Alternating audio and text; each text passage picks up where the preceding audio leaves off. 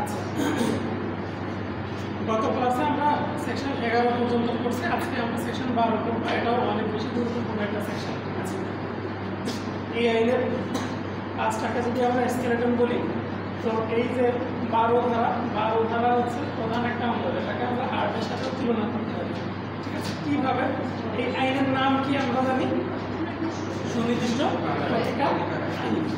এই আইনের নাম তার মানে সুনির্দিষ্ট প্রতিকার কীভাবে দেওয়া যায় সে নিয়ে এই আইনটা আলোচনা করছে।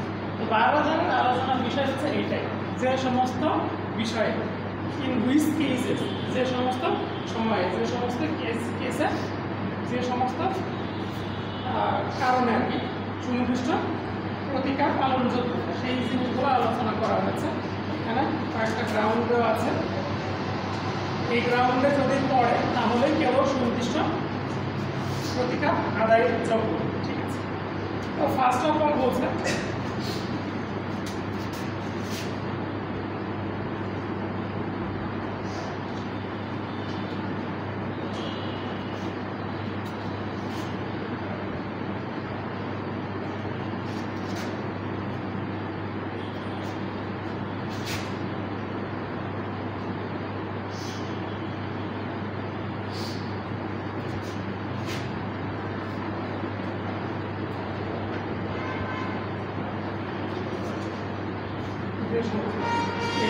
স্পেসিফিক রিলিফ কি করা যাবে, গ্রান্ট করা যাবে বা এনফোর্স করা যাবে।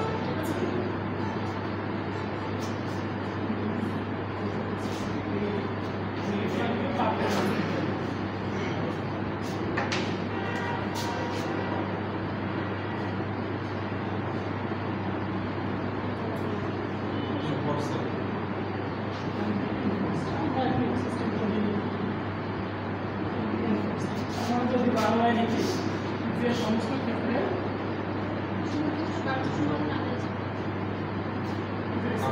পারফরমেন্স হচ্ছে কার্য সম্পাদন, কোনো একটা কাজ করা, যে সমস্ত ক্ষেত্রে সুনির্দিষ্ট কর্ম সম্পাদন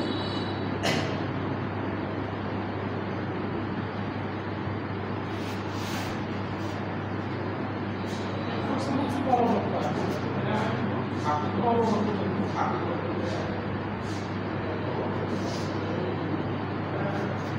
চারটা গ্রাউন্ড আছে। কয়টা গ্রাউন্ড আছে? চারটা। চারটার মধ্যে প্রথম গ্রাউন্ড হচ্ছে কি, যে ক্ষেত্রে এই যেটা আমরা 11 ধারাতেও করছিলাম, যে এটা একটা কিসের মতো ট্রাস্টের অন্তর্ভুক্ত হতে যাবে, যে ক্ষেত্রে সুনির্দিষ্ট কর্ম সম্পাদন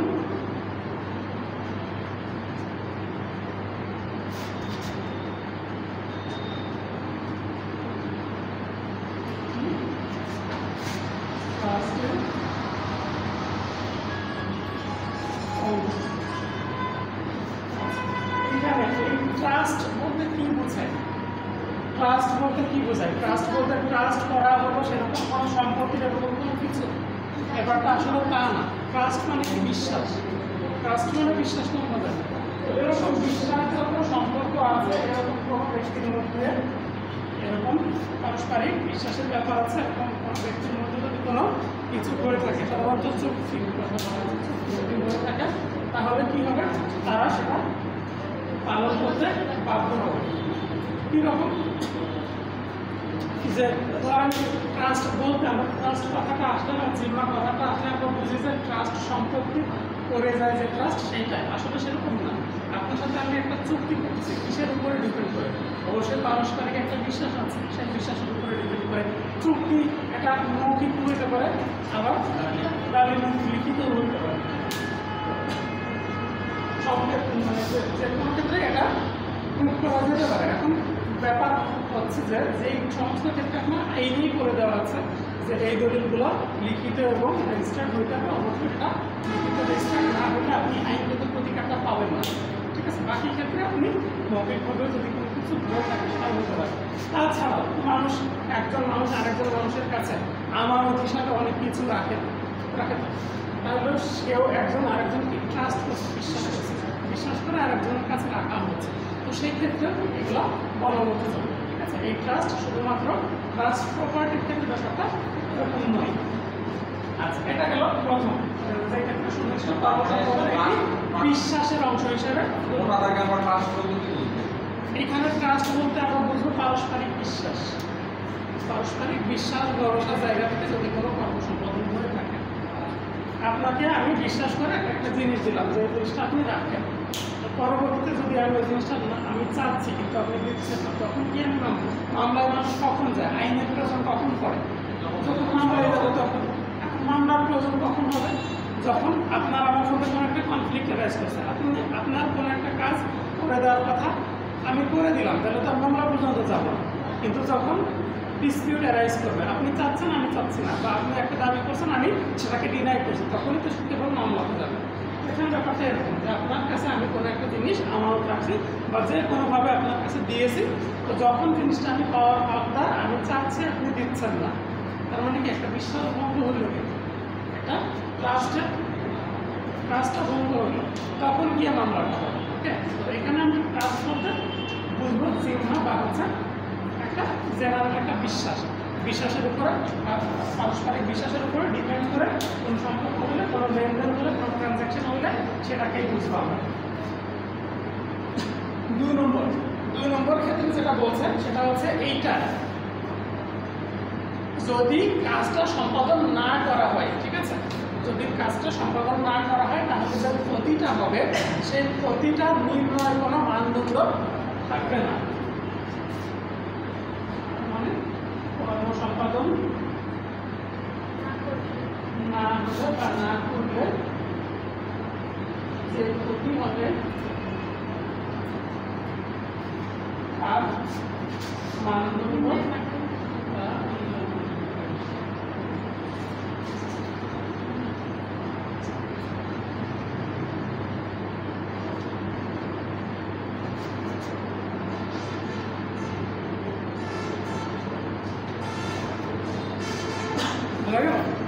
যে ওই কর্মসম্পাদনটা যদি না হয় তাহলে যে ক্ষতিটা হবে তার নির্ণয়ের কোনো মানদণ্ড থাকবে না। ব্যাপারটা কীরকম? ধরেন একটা সম্পত্তি জমি বিক্রির জন্য আমি চুক্তি করলাম আপনার সাথে, আপনি জমিটা কিনবেন, আপনি আমাকে একটা বায়নানামা, আমি আপনাকে বায়নানামা দলিল করে দিয়েছি, তার মানে আমরা চুক্তিবদ্ধ হইলাম বা একটা ট্রাস্টের আন্ডারে আসলাম, প্রথম শর্ত মানব। এবার দ্বিতীয় কথা হচ্ছে যদি ওই জমিটা আপনাকে না বিক্রি করি তাহলে কী হবে? আপনার একটা ক্ষতি হয়ে যাবে। সেটা হচ্ছে কীরকম ক্ষতি?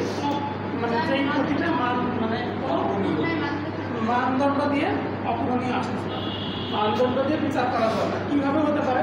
ধরেন আপনি একজন ডেভেলপার, আপনি কী করতেন? ওই সম্পত্তিতে আপনি একটা বিল্ডিং বানাতেন, বিল্ডিং বানিয়ে সেটা বিক্রি করতেন বা ভাড়া দিতেন।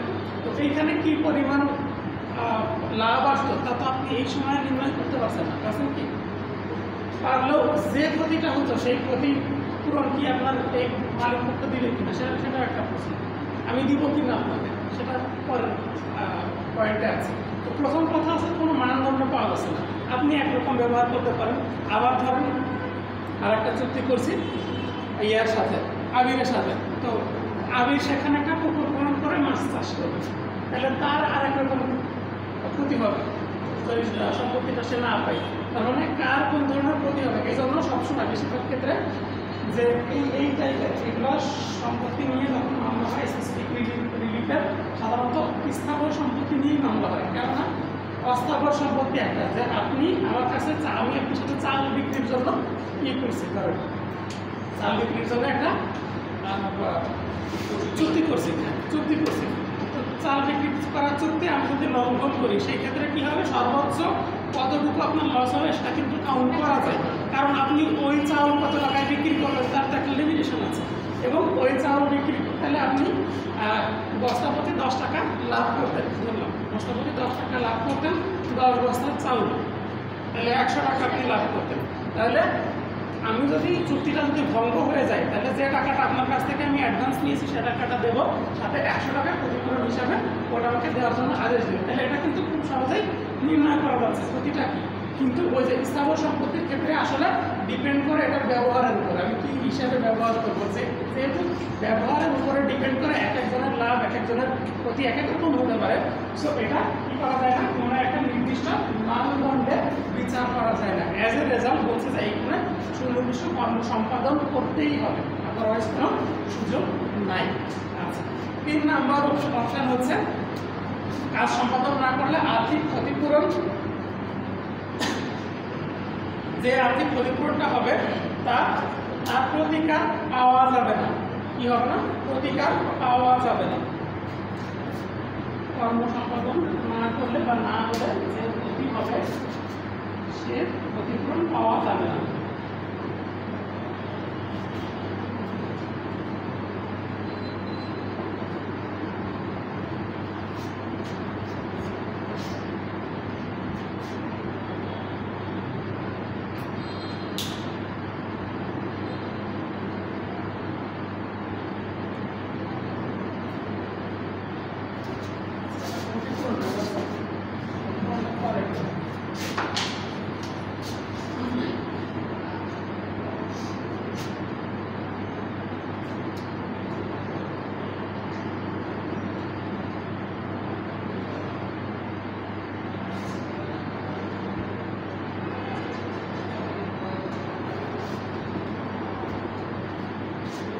কর্ম সম্পাদন না করলে যে ক্ষতি হবে সেই ক্ষতিটা অর্জন করতে পারবে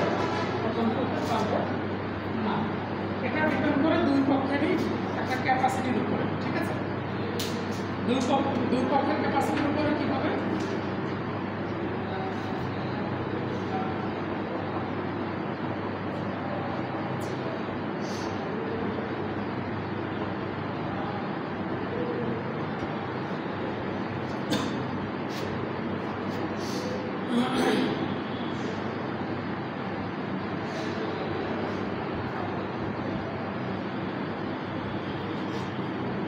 ব্যাপার হচ্ছে যে যার কাছ থেকে আমি ক্ষতিপূরণ চাচ্ছি, যার বিরুদ্ধে আমি মামলাটা করলাম, সে ব্যক্তির ওরকম কোনো সুযোগই নেই, মানে এই পরিমাণ টাকা সে দিতে পারবে না, এরকম কোনো তার ক্যাপাসিটির উপরেও ডিপেন্ড করছে।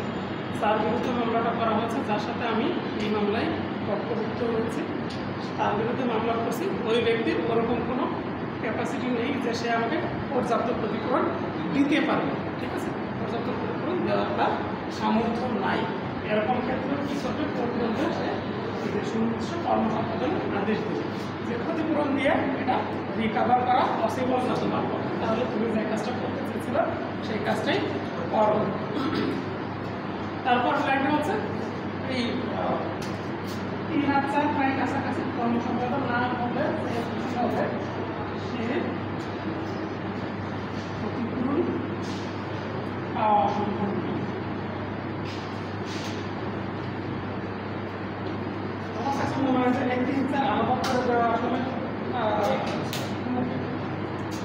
মানে বিরাট কাজের কাজ হয়েছে এমন না, একদম কাছাকাছি জিনিস। একটা হচ্ছে ক্যাপাসিটির উপরে ডিপেন্ড করবে, আর একটা হতে পারে সেটা হচ্ছে যে মানে পর্যাপ্ত নয়, আর একটা হয় সম্ভব না। একটা তো পর্যাপ্ত নয়, আর একটা হচ্ছে পাওয়া মোটেই সম্ভব না। ঠিক আছে, যে যথেষ্ট পরিমাণ প্রতিকার অর্জন করতে পারবে না, আর একটা হচ্ছে পাবে না। তো এটাকেই একসাথে ইনক্যাপাসিটি হিসেবে নিতে পারতো, কোনো অসুবিধা ছিল না মনে হয় যে একসাথে এরকম পাওয়া সম্ভব নয় বা পর্যাপ্ত হবে না। ঠিক আছে, এরকম দেখতে পাচ্ছি। তাহলে এই যে 4টা গ্রাউন্ড আছে, এই 4টা গ্রাউন্ড যদি কাভার করে তাহলে সেইখানে কোর্ট কি করবে? ওই কাজটাই করার আদেশ দেবে। সেখানে ক্ষতিপূরণ দিয়ে, যেহেতু এটা সম্ভব না, ক্ষতিপূরণ নেওয়া সম্ভব না, ক্ষতিপূরণ পাওয়াও সম্ভব না, এবং ক্ষতিপূরণ পাইলেও সেটা পর্যাপ্ত হবে না, এরকম হওয়ার কারণে কী করবে? ওটা যে এত ঝামেলার দরকার নাই, তাহলে বাবু যে কাজ করার দরকার সেই কাজটাই করো, যদি সেটা ভ্যালিড থাকে, ভ্যালিড হয়, কাজটা যদি ভ্যালিড হয়। ইনভ্যালিডের ক্ষেত্রে তো হবে না। তো যদি আমি আপনার সাথে কাজ আগে জন্য চুক্তি করি, সেটা তো হয়টা ইনিশিয়াল শুরুতেই বাতিল হয়ে যাবে। ঠিক আছে, অবশ্যই এটা ভ্যালিড হতে হবে। তাহলে এইটা হচ্ছে মনে থাকে, এই 4টা আমাদের মনে রাখতে হবে। একটা সুনির্দিষ্ট কর্ম সম্পাদন একটি ট্রাস্টের অংশ, কর্ম সম্পাদন না করলে যে ক্ষতি হবে তা নির্ণয়ের কোনো মানদণ্ড থাকবে না। তারপরে প্রতিকার, মানে পর্যাপ্ত প্রতিকার অর্জন করতে পারবে না, আর হচ্ছে ক্ষতিপূরণ পাওয়া যাবে না, পাওয়ার সম্ভাবনা থাকবে না। এরকম 4টা গ্রাউন্ড যদি কাভার করে তাহলে শুধুমাত্র সেই সব গ্রাউন্ডে এই আইনে যে ধারাগুলো বলা আছে সেই ধারাগুলোর আওতায় কি করা যাবে, সুনির্দিষ্ট কার্য সম্পাদনের জন্য মামলা করা যাবে। এই কার্য সম্পাদন আবার কয় প্রকার? কার্য সম্পাদন কিন্তু আলটিমেটলি দুই প্রকার, একটা এক আর একটা হচ্ছে অমিশন। কোনো কিছু না করাও সেটাও একটা কাজ, কর্ম সম্পাদন, যেটা আমরা আলাদা করে প্রিভেন্টিভ রিলিফের মধ্যে করছি, যেটা আমার করা উচিত নয় সেটা করতে আমাকে বাধা দিবে করবে। ঠিক আছে, ঠিক আছে। 12 ধারা মোটামুটি বিস্তারিত। আমরা যখনই আমাদের সামনে কোনো মামলা আসবে, যখনই কোনো মামলা আসবে সুনির্দিষ্ট কার্য সম্পাদনের রিলেটেড, যে এই কাজটা সে একটা চুক্তি করছিল কিন্তু এখন করছে না, তখনই আমরা এই গ্রাউন্ডগুলোর মধ্যে দিব। যখন আমরা মামলা ফাইলিং করবো, তাহলে ফাইলিংয়ের মধ্যে আমরা এই জিনিসগুলো লিখবো যে এই কারণে এগুলো কি, এগুলো সব হচ্ছে কজ অফ অ্যাকশন, এগুলো সবই হচ্ছে কজ অফ অ্যাকশন, যে এই কারণে তার বিরুদ্ধে মামলা দায়ের করার অধিকার জন্মেছে। ঠিক আছে, এই কারণে তার বিরুদ্ধে মামলাটা করা হচ্ছে, এরকম আমাদেরকে লিখে দিতে হবে আর দিতে। তার মধ্যে কোনো প্রবলেম আছে? প্রবলেম না থাকলে আমরা কিছু উদাহরণ করে দেখব। স্যার 2 নম্বর অ্যাসাইনমেন্ট দেখেন 2 আর 4 আমার মনে হচ্ছে একই না, নির্ণয়ের মানদণ্ড থাকবে না, মানে হচ্ছে আমি বুঝতেছি না যে এটা অর্ধেক কত টাকা ক্ষতি হইতে পারে, কত টাকা ক্ষতি হইতে পারে। আর কোনটা তো বলছে 4 নম্বরে বলছে পাওয়া সম্ভব না, কত টাকা ক্ষতি হয়েছে উদাহরণ দিয়ে বুঝাইলাম যে একজন জমি কিনতে পারে পুকুর খননের উদ্দেশ্যে, তার একরকম ক্ষতি হবে, আর আরেকজন দেখা যাচ্ছে সেখানে বিল্ডিং করার জন্য চিন্তা ভাবনা করছে, তার আর একরকম ক্ষতি হবে। তাহলে এটা তো কোনো মানে এক্সাক্ট কোনো মানদণ্ড বেরোবে। কিন্তু চাউলের ক্ষেত্রে কী হতে পারতো, আমি জানি যে বস্তাপতি আমি 10 টাকা লাভ করবো, তাই না? আমি সেটা ক্ষতিপূরণে মামলা করতে পারতাম। আর এটা যেহেতু আমার হাতে থাকবে না, চাউল জমিটা আমার হাতে থাকবে, আমার আর একটা স্বার্থও আছে কি, আমি ব্যবহার করবো, আমার পরে আমার পরবর্তী জেনারেশন ব্যবহার করবো, এরকম উদ্দেশ্য থাকতে পারে। সেই উদ্দেশ্য আমি কীভাবে ক্ষতিপূরণের মানদণ্ড নির্বাচন করবো। কিন্তু চাউল তার আমি আমার নিজের হাতে রাখবো না, কী করবো, আমি অন্য কারোর কাছে বিক্রি করে দেবো। এক্স্যাক্টলি, এটা ওই যেহেতু ওটার ক্ষতিপূরণ নির্ণয় করার মানদণ্ড আসছে, আমার এত টাকা লাভ হবে এখান থেকে। আর এই লাভটা কি পারপিচুয়াল, স্থাবর সম্পত্তি রিলেটেড লাভ কি পারপিচুয়াল, নিয়মিত হতেই থাকবে, হতেই থাকবে। আমি যদি 10 বছর আমার সম্পত্তিটা আমার কাছে রাখি, এতক্ষণ লাভ হবে, 20 বছর রাখলে তার দ্বিগুণ হবে বা তারও বেশি হতে পারে। আবার যদি 5 বছর রাখি তাহলে একরকম লাভ হবে, ডিপেন্ড। নির্ণয় করা মানে ওইভাবে এক্স্যাক্টলি নির্ণয় করা সম্ভব না। আর এইটা 4 বলছে পাওয়াই যাবে, ক্ষতিপূরণ পাওয়া যাবে, ক্ষতিপূরণ পাওয়া যাবে না। মানে যে ব্যক্তির দুইটাই ক্যাপাসিটির উপরে, 3, 4 দুইটাই আর পক্ষের ক্যাপাসিটির উপর ডিপেন্ড করবে। যে যার বিরুদ্ধে আমি মামলা করতেছি তার দেখা গেছে ওটা বাজার কোনো সম্পত্তি নেই, আমাকে কীভাবে সে ক্ষতিপূরণ দিবে? সাধারণত এইটার মধ্যে আবার হয়ে যায়, নির্ণয়ের মানদণ্ড পাওয়া যায় না। সাধারণত যে স্থাবর সম্পত্তিগুলোর ক্ষেত্রে ক্ষতিপূরণ নির্ণয়ের মানদণ্ড পাওয়া যায় না, পরবর্তীগুলো একটা দেখা হবে। তো এটা 12 ধারা আবার স্পেসিফিকলি বলেও দেয়নি, 12 ধারা আবার স্পেসিফিকলি বলেও দেয়নি যে এটা শুধুমাত্র স্থাবর সম্পত্তির ক্ষেত্রে হবে, এটা অস্থাবর সম্পত্তির ক্ষেত্রেও হইতে পারে। কীভাবে হইতে পারে? ওই যে আমরা বলছিলাম যে ধরেন মূল্যবান একটা জিনিস পারিবারিক সূত্রে আসছে, ওরকম একটা জিনিস হ্যাঁ সিরাজউদ্দৌলা তরবারি অন্যের হাতে রয়েছে, তাহলে কী করবে সে? তাহলে তার কারোর কাছে আমানত হিসাবে রাখছে, তাহলে তো তাকে সেটা ফেরত দিতে হবে। অথবা কারোর কাছে ওরকম ধরেন প্লেস বলে, মানে ইউনিভার্সাল প্রপার্টির ক্ষেত্রে লিজ তো বলে না, প্লেস বলে, PLEDG। তো মানে এক প্রকার বন্ধক রাখি, অলঙ্কারাদি যেভাবে বন্ধক রাখা হয়, ঠিক আছে? তো ওরকম যদি বন্ধক রাখা হয় যে এই জিনিসটা তোমার কাছে রাখলে আমার কিছু টাকা দাও, যখন আমি টাকাটা ফেরত দিতে পারবো তুমি ওটা আমাকে ফেরত দিবে। তাহলে সে যখনই টাকাটা ফেরত দিবে তখনই তার টাকা ফেরত দিতে হবে। যদি ফেরত না দেয় এই যে এগুলোর আন্ডারে কিন্তু চলে আসবে। প্রথমত একটা কাজ ছিল, দ্বিতীয়ত ওইটা আপনি কত টাকা, ওইটার ক্ষতিপূরণের হিসাবে আপনি কত টাকায় চার্জ করবেন, কোনো মানদণ্ড আছে, ওটার সাথে আপনার বংশের সম্মান জড়িত, ওটার সাথে আপনার যে আভিজাত্য সেটা জড়িত, ঠিক আছে?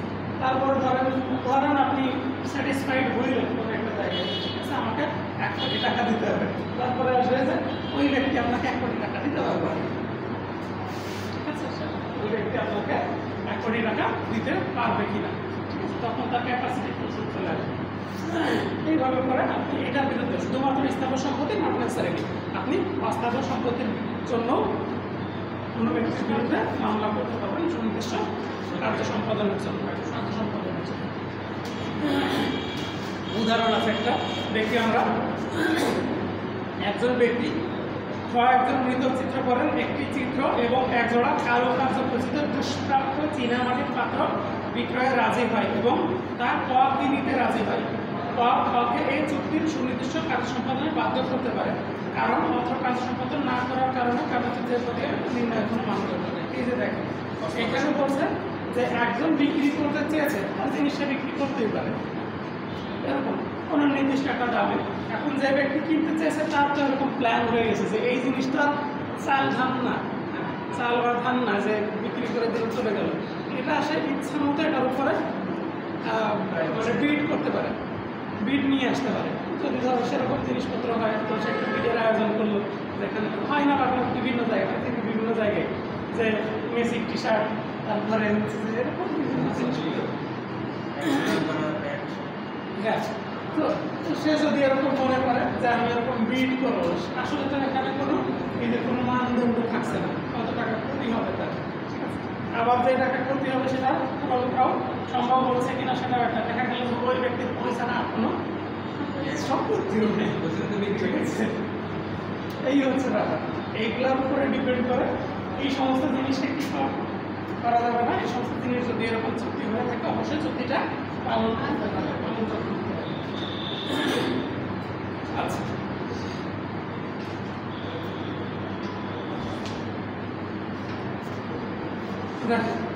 ক্ষয়ের কাছে একটি বাড়ি 1000 টাকায় বিক্রয়ের নিমিত্ত চুক্তিবদ্ধ হয়, যদিও 1000 টাকায় কোনো বাড়ি হয় না বলছে। আইন তো 58 সালে পরিবর্তন। ক্রয় মূল্য প্রদান করলে তার নিকট বাড়িটি হস্তান্তরের জন্য এর নির্দেশ সম্বলিত একটি ডিগ্রির অধিকারী। বোঝা গেল? এখন বলছে ক্ষয়ের কাছ থেকে বাড়ি বিক্রয়ের নিমিত্তে চুক্তিবদ্ধ হয়। বাড়িটা বিক্রি করবে ক্ষয়ের কাছে, টাকা পরিশোধ করলে এই বাড়িটা দিতে পারবে। বললাম যে স্থাবর সম্পত্তির ক্ষেত্রে কি সম্ভব হয় না, যেটা মানদণ্ড নির্ণয় সম্ভব হয় না। হতে পারে সে ওই বাড়িটা ডেভেলপ করবে, এরকম তার প্ল্যান আছে, অথবা সে বাড়িটা ভেঙে দিয়ে ওখানে পার্ক বানাবে। ঠিক আছে, হতে পারে না। আমাদের এলাকায় একটা ছিল এরকম, মানে একজনের একটা বাড়ি সাজিয়ে গুছিয়ে তৈরি করছে, একটু বাগান টাগান আছে, একটা পুকুর আছে, নাম দিয়ে দিল মন্টু মিয়ার বাগান বলে। সরি, মন্টু মিয়ার আছে, মানিক মিয়ার বাগান বলে। আমাদের বাড়ি থেকে খুব বেশি দূরে না, আমার মামা বাড়ি যাওয়ার কথা ওটা করতো আর কি। মাঝে মাঝে আমি আব্বু ছোটো ভাই আমরা ওখানে ঘুরে যাই। তো সেখানে যদি এরকম কিসের ব্যবস্থা থাকে, টিকিটের ব্যবস্থা থাকে, কী পরিমাণ লাভ হবে নির্ণয় করা সম্ভব নয়। এরকম। আচ্ছা,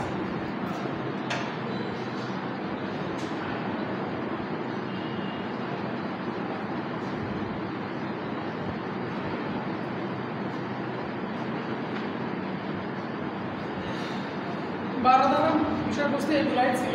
12 ধারাতে বিশেষ কিছু নাই। আর এরপরে 13 থেকে 17 ধারা পর্যন্ত আছে যে পার্ট পারফরমেন্স। হ্যাঁ বলেন। দাম্পত্য অধিকার পুনরুদ্ধার মামলা এর মধ্যে দাম্পত্য অধিকার পুনরুদ্ধার একটা ট্রাস্টের উপরে আসে, হ্যাঁ, কিন্তু সেটা মানে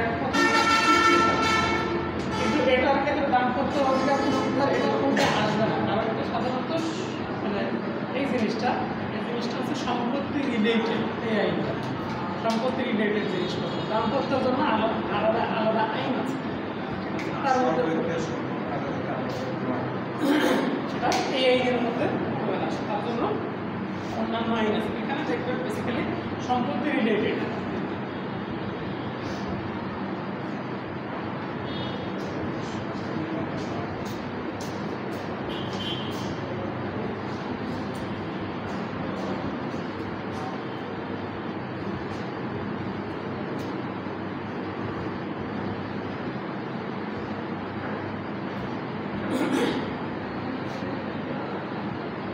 আচ্ছা, ক্লিয়ার? পর্যন্ত 13 থেকে 17 পর্যন্ত আছে পার্ট পারফরমেন্স মানে কি? জোরে বলেন। আংশিক পালনযোগ্য কোনো কাজ, আংশিক কাজ সম্পন্ন। এখন বলছে কোন চুক্তির আংশিক পালন করা যাবে কিনা, আর সেটা বলবৎযোগ্য হবে কিনা।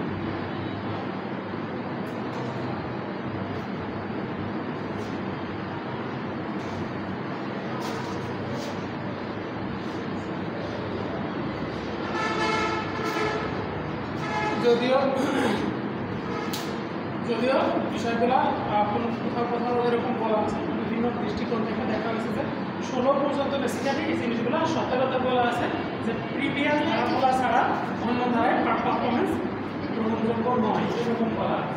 একটা ক্লাস আমরা একটা মাল্টিমিডিয়া ক্লাস নিয়েছিলাম, তো এখন সম্ভব নয় আমরা মুখোমুখি দেখি।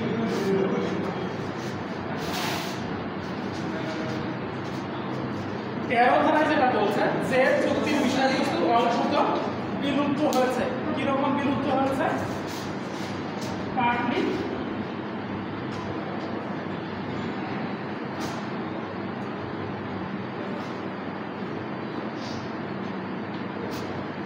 অংশত বিলুপ্ত হয়েছে। এই অংশত বিলুপ্ত বলতে কি বুঝাইছে? একটা উদাহরণ দিয়েছে যে ঘূর্ণিঝড়ে একজনের বাড়ি ভেঙে গেছে, তো হয়ে গেলে বিষয়বস্তু কি ছিল? বাড়িটা বিষয়বস্তু ছিল, সাবজেক্ট ম্যাটার ছিল, তো সেটা বিলুপ্ত হয়ে গেছে। তাহলে কি করা যাবে?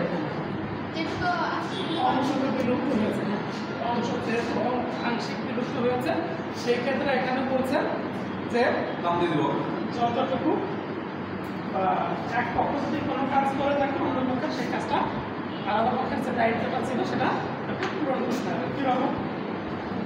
বা যার অধীনে যতটুকু করা সম্ভব ততটুকু তাকে করতে হবে। এটা আবার একটা গডের মধ্যে পড়ে, যেটা লিখে দিয়েছে এখানে চুক্তি আইনে 56 ধারা। চুক্তি আইনে 56 ধারাটা লিখে দেওয়া আছে কোন কোন ক্ষেত্রে হচ্ছে যে চুক্তি পালন করা যাবে না, মানে সম্ভব নয়, সেরকম জায়গায় বলে দিয়েছে। 56 ধারা এটা বলে দিয়েছে। তো বলছে এখানে যেটা বলছে 56 ধারার বিধান সত্ত্বেও, এটা বললাম যে ঘূর্ণিঝড়ে একটা জিনিস ধ্বংস হয়ে যেতে পারে, এটা একটা গড়। আবার নদী ভাঙনে একটা জিনিস হারাই যেতে পারে, সেটাও একটা গড়। তো সেই ক্ষেত্রে এইখানে 13 ধারাতে কি বলছে? 13 ধারাতে বলছে যদি এরকম হয়েও থাকে, একটা গড়ের মধ্যে কোনো কর্মকাণ্ড হয়েও থাকে, তাহলে যদি অন্য পক্ষের কোনো যে কাজ না, অন্য পক্ষের যে কাজ তার দায়িত্ব থাকতে হয়েছে সেই কাজটা তাকে করতে হবে। একটা উদাহরণ দিয়েছিলাম যে মাশরাফি বাড়ির কথা নিয়ে, ঠিক আছে? এই যে 5 আগস্টে মাশরাফি বাড়ি পুড়িয়ে দিয়েছিল, মনে আছে? উদাহরণ, পুড়িয়ে দেওয়ার আগে মাশরাফি মুশফিকের সাথে একটা চুক্তি করছে যে ভাই আমার লড়াই বাড়িটা বিক্রি করবো, কিনবি কিনা? তো ঠিক আছে, ওরকম দাম কষাকষি করেছে, কত দাম? ও বলছে 1 কোটি টাকা। তো বলছে যে না 1 কোটি টাকা, তাহলে তোর সাথে আমি সারা জীবন খেলাধুলা করলাম, তাহলে আল্লাহ হইল কি? মানুষের কাছ থেকে 1 কোটি নিয়ে আমার কাছে, ঠিক আছে, তাহলে 80 লক্ষ টাকায় বিক্রি চুক্তি করবে। এবার পরের দিন 5 আগস্ট আগুন ধরায় দেওয়া হবে। বাড়িটা অংশ, কারণ আমি যদি ধরি এরকম যে স্ট্রাকচার যদিও ক্ষতিগ্রস্ত না হয়, না হইতেও পারে, হতেও পারে, কিন্তু অন্যান্য যে আসবাবপত্র, তারপর হচ্ছে যে দরজা জানালা ইত্যাদি যেগুলা জ্বলে মানে পুড়ে যাওয়ার মতো, সেগুলো তো অবশ্যই ক্ষতি হয়েছে। তাহলে কি হচ্ছে? বিলুপ্ত হলো, অংশটা বিলুপ্ত হলো। তা তখন কি করবে? মাশরাফি এবার আইন জানে, তো মাশরাফি আইন জানার কারণে মুশফিককে গিয়ে বলছে তুই দখলে নিয়ে যা, আমাকে টাকা দে। এখন বলা হচ্ছে মাশরাফি এটা করতে পারবে কিনা। 13 ধারায় মাশরাফিকে এই অধিকারটা দেওয়া হয়েছে যে আরেকজনের যে কাজটা করা দরকার সেই কাজটা কি করতে পারে, তার উপরে বাধ্য করতে পারে। একটা জিনিস অংশটা বিলুপ্ত হইল, কোনটা বিলুপ্ত হয়েছে? ও বাড়িটা বিলুপ্ত হয়ে গেছে, এটাই, মানে পুরোপুরি তো না। অ্যাটলিস্ট কিছু আছে। তো বলছে যে যা আছে তুই তাই নিবি, টাকা আমার দিবি। এটা টাকা পুরোটাই দিতে হবে। আমার ধর আমি 12 টাকা দিয়ে খরচ করে দিতাম, বুঝি নাই? ধরেন হচ্ছে এই আসামি আর হচ্ছে মুশফিকের থেকে যে 12 টাকা ধরে 20 লাখ টাকাও কাছে 2 টাকা বানালি এর আগে দিতে, আমি 10 আগস্টে তোমার টাকা ভরে দিচ্ছি 5 আগস্টে সে এই থেকে 12 টাকা দিয়ে ওই সব খরচ করে দিচ্ছি। ও খরচ করলো তাই, ও তো 22 লাখ টাকা পাইছে, 10টা পেয়েছে, আপনি কিন্তু পাচ্ছেন না। বাকিটাও ওই পাবে। আপনি বুঝেন না ব্যাপারটা? আপনি বুঝেছেন যে টাকাটা ফেরত দিবে এরকম, বা ওই ইয়াটা চুক্তিটার কার্যকর হবে না এরকম বুঝছেন না? চুক্তিটা কার্যকর হবে, নিশ্চিত আরো 60 লক্ষ টাকা মানে যে টাকা বাকি ছিল আসামিরা দিতে বাধ্য থাকবে। এই আইনের এই ধারাটা তাই বলছে। ও আচ্ছা, বাকি যে 20 লাখ টাকা বানালি বলছে তো তোমার বাড়ি যা আছে, যে বাড়ি যে অবস্থায় আছে আমি কি করবো? এটা অন্তত বিলুপ্ত হয়ে গেলে তো আমার কাজ না। আমি তো এটা ক্ষতি করি নাই, যেহেতু আমি ক্ষতি করি নাই, আমি যেহেতু চুক্তিটা করে ফেলেছি আগেই, তার মানে এটা তোমার, টাকাটা আমার। তুমি ওটা নিয়ে যা খুশি করো, টাকাটা আমাকে দাও। সেটা অন্য ব্যাপার ছিল। তো এটা হচ্ছে 13 ধারার বিধান হচ্ছে এইটা, যে একটা অংশ বিলুপ্ত হইল, বাকি অংশ যেটা সম্পাদন করা পসিবল সেটা সম্পাদন করতে হবে। আরো ক্লিয়ার হয় কোনো দুষ্ট লোক চাইল ধরেন চুক্তি করলেন যে পুকুরের মাছ বিক্রি করে, ধরেন পুকুরের মাছ বিক্রি করে চুক্তি করছিল, আপনি মা ডালিয়ে দিচ্ছি, আমি এলাকার দুষ্ট ছেলেমেলে পুকুরের মাছ না পুরো অর্ধেক তো অর্ধেক আমার উপরে মামলা হলে তো বাকি চুক্তি চাকরি দাম দিয়ে দিল। এখন এক্স্যাক্টলি এখন চুক্তি, ওই চুক্তির মধ্যে আবার বিষয়বস্তু থাকবে যে আপনি যখন মাছ কেনার চুক্তি করছেন, তাহলে মাছ কেনার চুক্তির মধ্যে আপনি তো আর বড়ে মাছ কিনে নিলাম এরকম চুক্তি কমই হয়। আমি কেজি প্রতি এত দিব, আপনার কম তাই আসবে কেজি প্রতি। এখন যদি কেজি না হয় তাহলে আপনি টাকা দেবেন, ডিপেন্ড। হ্যাঁ ওইটাই, যে আপনাকে তাহলে সব দিকে খেয়াল করে 2 নম্বরে করতে হবে। ভালো চুরি করতে পারে কে?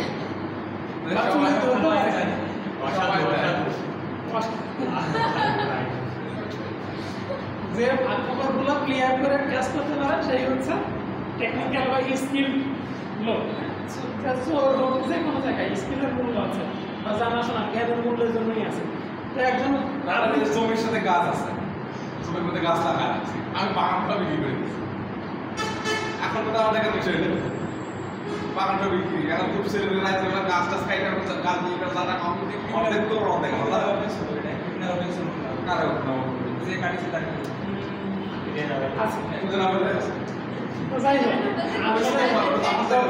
যত ইজি আমরা মনে করি আসলে তত ইজি হয় না। ওই যে আইনে বলে না যে যে যাই করুক না কেন, অপরাধী যত বড়ই চালাক করুক না কেন, কিছু না কিছু রেখে যায়। আসলে এটা সত্য, তা নাহলে এত বড় বড় মামলা সলভ হয় না। আর যেটা সলভ হয় না আমাদের দেশে বেশিরভাগ, সেটা হচ্ছে গাফিলতির কারণে। যদি আন্তরিকতার সাথে চেষ্টা করে প্রত্যেকটা স্টেক হোল্ডার, তাহলে কোনো মামলায় অমীমাংসিত থাকে না। ঠিক আছে, আমার স্যার একটা গল্প করছে, আমাদের ট্রায়াল নিলেন স্যার। তো স্যার একটা গল্প করছিলেন যে হচ্ছে যে এক কুড়ি, সে হচ্ছে তার একটা গরু হারাইছে, গরু চুরি হয়ে গেছে। গরু চুরি হয়ে গেলে সে তো এক অসহায় মহিলা, সে কী করবে, থানায় গেছে। থানায় গিয়ে মামলা করছে। মামলা করলে কে গরু নিয়েছে সে তো আর সে জানে না, তো সে অজ্ঞাতনামা মামলা করছে। মামলা করার পরে থানা কর্তৃপক্ষ তদন্ত করছে। তদন্ত করে তারা 2-4 জন আসামিকে অন্তর্ভুক্ত করছে, অভিযোগ দিয়েছে। এখন যখন মামলা থানায় আসছে, হিয়ারিং হয়েছে, কোর্টে আসছে, হিয়ারিং হয়েছে, তখন দেখা গেছে যে যাদেরকে দোষী হিসাবে নিয়ে আসছে পুলিশ তদন্ত করে, তো তাদের বিরুদ্ধে আসলে ওরকম প্রমাণ পাওয়া যায় না। তো আলটিমেটলি যদি প্রমাণ না পাওয়া যায় কী করবে, খালাস দিয়ে দেবে তাদেরকে, মামলা শেষ হয়ে যাবে ওখানে। এখন কথা হচ্ছে যে বুঝলাম আমি ওরাও এটার সাথে জড়িত না, তাহলে আমার গরু নিল, বুঝলেন না? বাংলাদেশের ব্যাপারটা এরকম হয়। বুঝলাম যে তারা, আমরা মেজার করি যে অপরাধী যাদেরকে নিয়ে আসা হয়েছে তারা আসলে অপরাধী কিনা, কিন্তু তারা যদি ছাড়াও পেয়ে যায়, তারা আসলে যদি অপরাধী নাও হয়, তাহলে এটা প্রশ্ন আসে না তাহলে ঘটনাটা ঘটালো কে? ঘটনাটা তো অ্যাটলিস্ট ঘটছে, ঘটছে তো, ঘটনাটা একটা ঘটছে, যার কারণে মামলাটা দায়ের করা হয়েছে। এখন আমাদের দেশে যেটা দেখা হয় সেটা হচ্ছে যাদেরকে হাজির করা হলো তারা দোষী কিনা। তারা যদি দোষী না হয় মামলা ওখানেই শেষ, বুঝতে গেল, মামলা ওখানে শেষ। কিন্তু এই যে ঘটনাটা ঘটলো এর কোনো রেমেডি আসলে পাওয়া যায় না। এটার কারণ কি? এটা হচ্ছে আন্তরিকতা, যে যারা স্টেক হোল্ডার আছে, যারা তদন্ত করছে তারাও আন্তরিক না, যারা হচ্ছে অ্যাডভোকেট হিসাবে আছে কোর্টে, যারা কোর্ট অফিসার হিসাবে আছেন তারাও আন্তরিক না যে ব্যাপারটা একটা ভালো মীমাংসা হোক। প্রত্যেকেই আছে নিজের ধান দেয়। ওই যে পুলিশ যা করছে এটা চরম সত্য কথা, পুলিশ যাদেরকে ধরেন অভিযোগে চার্জে অন্তর্ভুক্ত করছে, কেন করছে? খালাস পেয়ে যেতে পারে তার জন্য করছে। আবার চার্জার নিয়ে আসে, কারণ যদি চার্জার মধ্যে না নিয়ে আসে তাহলে টাকা নিবে কার কাছ থেকে? ব্যাপার আছে না, টাকা কার কাছ থেকে নেবে? বা দুই পক্ষের কাছ থেকে প্র্যাকটিস দেখা, দুই পক্ষের কাছ থেকে যদি কাউকেই না ঢুকাতে পারে অভিযোগ করতে, তাহলে তো এই পক্ষের কাছ থেকেও টাকা নিতে পারছে না, দুই পক্ষের কাছেই টাকা নেয়। তারপরে এরকম একটা ঘটনা ঘটছিল আমার এলাকায়। আমার খুব ক্লোজ ফ্রেন্ড, ওরা দুই ভাই বোন, দুজনই আমার ফ্রেন্ড, আমার ওয়াইফ দুজনই ফ্রেন্ড। তো মামলা হয়েছিল একটা, হত্যা মামলা হয়েছিল। আলটিমেটলি সেটা একটা ছিল, আত্মহত্যা ছিল, এই নিয়ে আমি আলোচনা করছিলাম এর আগে। তো প্রথমে মামলা ছিল থানায়, থানা থেকে একবার আসলো যে এটা আত্মহত্যা হয়েছে, ওর বিরুদ্ধে আবার নারাজি দিল, রাষ্ট্রপক্ষ নারাজি দিলে ওটা চলে গেল পিবিআই এর কাছে। পিবিআই এর কাছে গেলে আমি জীবনে শুনি না এর আগে যে পিবিআই এর কাছে গেলে পিবিআই ডেকে নিয়ে টাকা চায়, আমি এর আগে জীবনেও শুনি না, ঠিক আছে। পিবিআই এর বেশ বড় অফিসারের সাথে আমার যোগাযোগ আছে, সম্পর্ক আছে, তা আমি কোনোদিন এরকম শুনি নাই। যে আমরা ধরে নেই যে পিবিআই এর কাছে গেলে সিআইডি না, পিবিআই এর কাছে যদি যাই সিআইডি মাঝে মাঝে 2 নম্বরই করে, পিবিআই এর কাছে গেলে একটা সঠিক একটা তদন্ত আসে। তো যাই শুনলাম, আমরা একটা বিষয়বস্তু বলি, বিষয়বস্তু ছিল একটা মানে আমার যে ফ্রেন্ডটা, ওই ফ্রেন্ডের হচ্ছে আর একটা বিবাহিত মহিলার সাথে হচ্ছে অ্যাফেয়ার ছিল, ঠিক আছে।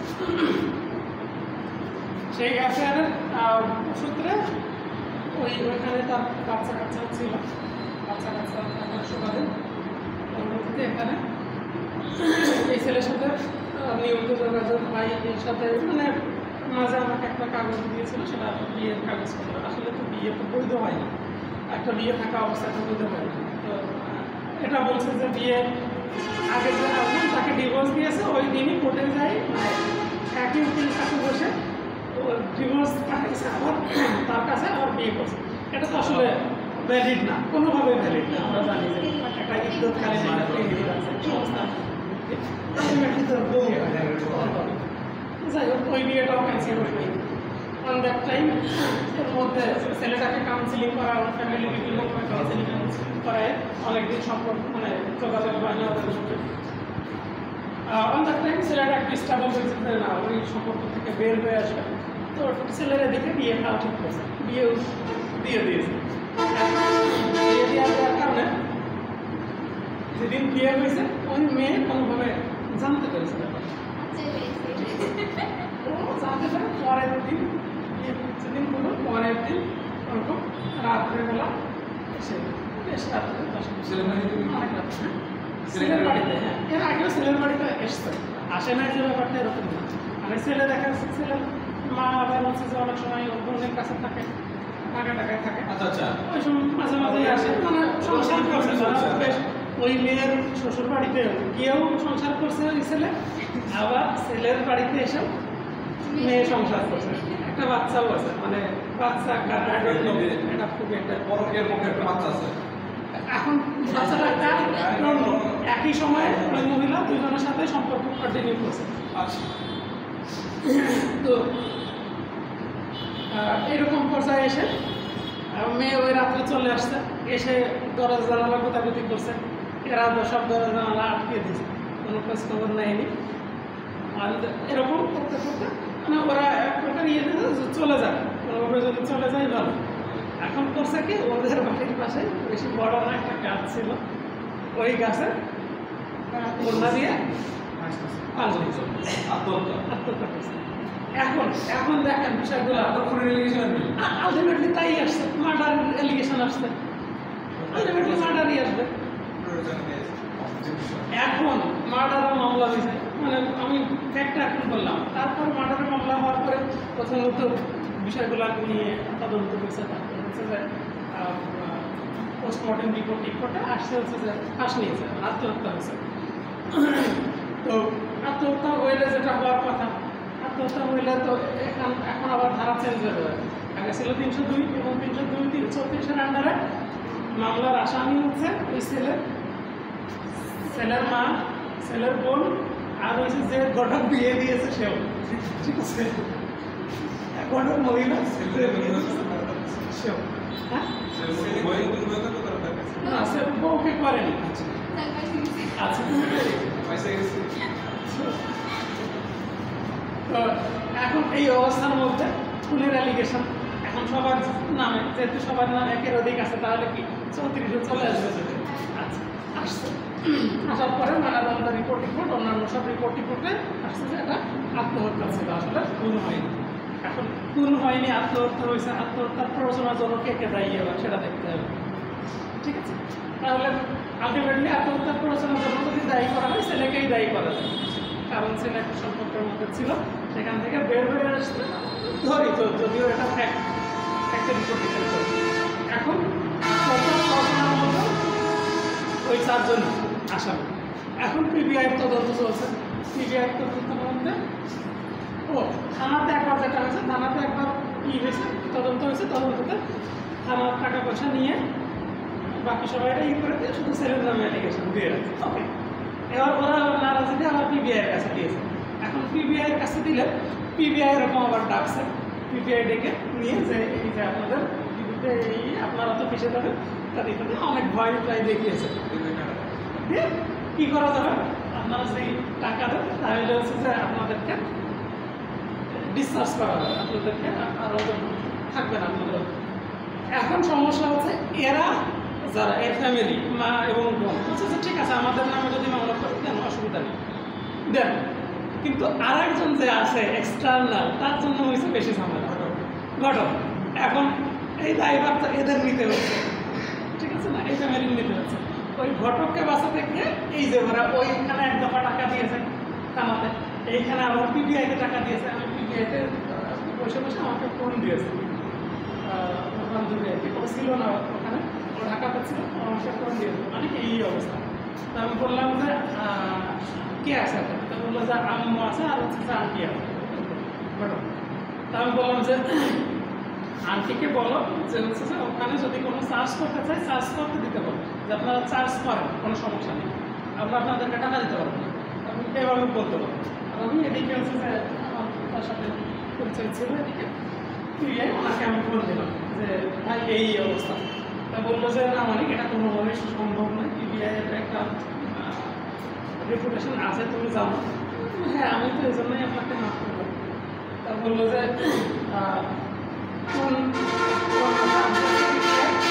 আর বলছে যে কে দায়িত্বে আছে জানাবো। আমি আবার নক করলাম ওদেরকে, তো বললো যে ঠিক আছে জানাচ্ছি, বললো যে জানাচ্ছি, ঠিক আছে। এরপরে আমাকে ঘন্টাখানিক পরে ফোন দিয়ে বললো যে মিটমাট হয়ে গেছে, ঝামেলা করার দরকার নেই, আরও এরা কী থেকে কী করে নিলে ওর থেকে হচ্ছে যে টাকা দিয়ে আসছি, এ নিয়ে দরকার নেই, ঠিক আছে।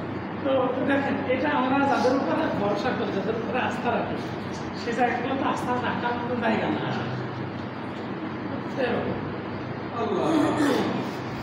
আমি কিন্তু এখন উঠে গেলাম স্যার এই বিষয়ে, পরে হচ্ছে যে যেহেতু তদন্ত প্রতিবেদন সঠিক সময় দেওয়া হয়নি, আপনারা জানেন, কাজ যদি সম্পাদন করতে না পারে উইদিন দ্যাট টাইম, তাহলে 180 দিনের মধ্যে ম্যাজিস্ট্রেট কোর্ট সেটাকে কী করবে, জামিন দিয়ে দিবে। আর যদি ডাইরেক্ট কোর্টে চলে যায় তাহলে যেহেতু এটা ডাইরেক্ট কোর্টে 360 দিনের মধ্যে দিতে হবে জামিন, এর আগেই জামিন আগেই জামিন দিয়ে দিয়েছে, আলটিমেটলি ওই জামিনেই আছে। আবার এদিকে ওকে আলটিমেটলি এই মামলার আলটিমেটলি কী হবে, আলটিমেটলি ওই ফ্যামিলি চাচ্ছে কোনো একটা টাকা পয়সা এদেরকে দেয়। এরাও বলছিল যে লাখ খানিক টাকা নিয়ে যদি নিষ্পত্তি করতে চাও করতে পারো। তা ওরা 10 লক্ষ টাকা চেয়েছে। আমি বলছি মামলা চালাবো। ঠিক আছে, এই মামলা চালাইতে চালাইতে একসময় ওরা ওই মেয়ে শুধু মা আছে, আর কেউ আসে না, একটু থেকে খোঁজখবর নেয় না। অ্যাজ এ রেজাল্ট আলটিমেটলি এটা আসবে না, ও আসবে না, এই করতে করতে এর হয়তো কিছুদিন হাজিরা দেওয়া লাগবে। আলটিমেটলি এটা খালাস হয়ে যাবে যে কোনো অবস্থা। এটা হচ্ছে বাংলাদেশ, কিন্তু আলটিমেটলি একটা তো সাজা পাওয়া উচিত ছিল, ছিল কিনা সেটা কিন্তু পাওয়া উচিত ছিল। আত্মহত্যা প্ররোচনা আসলে প্ররোচনা হয়েছে কিনা এটা অস্বীকার করার কোনো জায়গা নাই। একসাথে যদি আমরা কিন্তু কিন্তু আছে আমার আমার আমি মানে আমার কিন্তু হচ্ছে যে যখন আমার কিছু বলে তাই তো আপনি দেওয়া ওই মেয়েকে অফার দেবো ছেলের হতেই পারে এটা অবশ্যই। এই যে এখন কথা হচ্ছে যদি এই ছেলের বিরুদ্ধে পরকীয়া মামলা হতো তাহলে কি হতো? ছেলের বিরুদ্ধে যদি পরকীয়া মামলা হতো তাহলে কি হতো? আলটিমেট ফলাফল কি ছিল? আমার কথা হলো যে স্যার ধরেন পুরুষ মানুষের মেয়েদের প্রতি আকর্ষণ দিয়ে আল্লাহ পাকে বানাইছে। ওটা ভাইস ভার্সা, শুধু পুরুষের প্রতি মেয়েদের স্যার শেষ করি মেয়েদের প্রতি পুরুষদের আমি আর মেয়েরও পুরুষের প্রতি, হ্যাঁ। কিন্তু এখানে একটা বিধান আছে যে কে ওই সম্পর্কে জড়াবে কে সম্পর্কে জড়াবে না। জি। এমন একটা ছেলে একটা মেয়ে চাইতে পারে, এবার ওই মেয়ের কি মানুষ স্বামী সংসার পরিবার পরিচালনা ঠিক আছে, ভালো লাগছে পরিবেশ করে একবার বিলুপ্ত করে দিয়ে একটা ঘটনা একসাথে জুড়ে